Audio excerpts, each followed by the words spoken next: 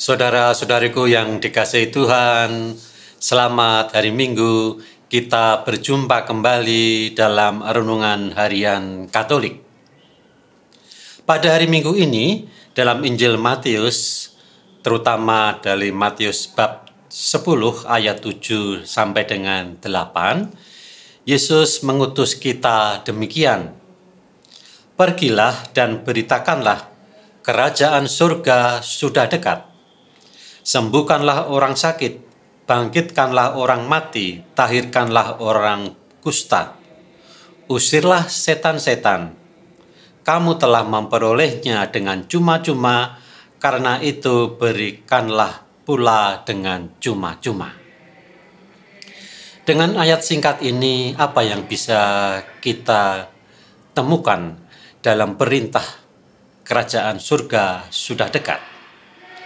Saudara-saudariku, pada zaman Yesus, sakit parah akan berujung pada kematian karena memang kemajuan kedokteran belum seperti sekarang ini. Penyakit kusta pasti akan berujung pada kematian karena kemajuan kedokteran belum seperti sekarang ini. Lebih parah lagi, penyakit parah sakit kusta dipandang sebagai sebuah aib dan kutuk. Sehingga sering kita jumpai apabila ada orang yang lahir buta, orang bertanya, siapakah yang berdosa, orang tuanya, anak ini, atau leluhurnya? Kalau orang kemudian di masa remaja atau dewasa atau tuanya terserang penyakit kusta, orang juga bertanya, dosa apa yang diperbuatnya sehingga ia menerima kemalangan sebesar itu?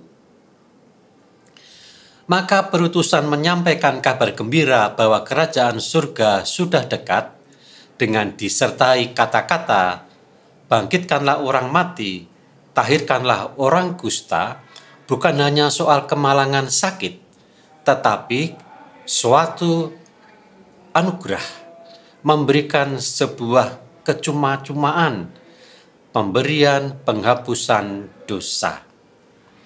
Maka bisa dimengerti kalau Yesus berkata pada kita, pergilah dan beritakanlah kerajaan surga sudah dekat.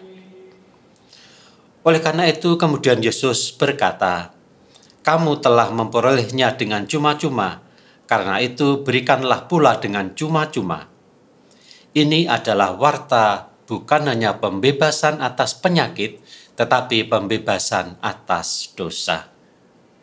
Dan pada hari Minggu ini, gereja mengajak kita untuk memahami itu secara lebih jelas, secara lebih dalam, yaitu dalam iman Santo Paulus yang diungkapkannya dalam suratnya kepada jemaat di Roma, bab 5 ayat 6 sampai dengan 8.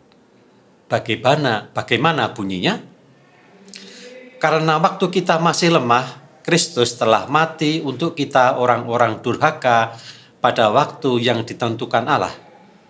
Sebab tidak mudah seorang mau mati untuk orang yang benar, tetapi mungkin untuk orang yang baik ada orang yang berani mati. Akan tetapi, Allah menunjuk kasih-Nya kepada kita oleh karena Kristus telah mati untuk kita ketika kita masih berdosa. Maka kematian Kristus itu adalah kematian yang membawa pembebasan dari dosa secara cuma-cuma, karena diberikan kepada kita bahkan ketika kita masih berdosa. Dengan kata lain, penebusan dosa oleh Kristus itu cuma-cuma. Bahkan ketika kita masih berdosa, maka kata Santo Paulus lebih lanjut, dan bukan hanya itu saja, kita malah bermegah dalam Allah oleh Yesus Kristus Tuhan kita, sebab oleh Dia kita telah menerima pendamaian itu. Saudara-saudariku yang terkasih, kerajaan surga sudah dekat.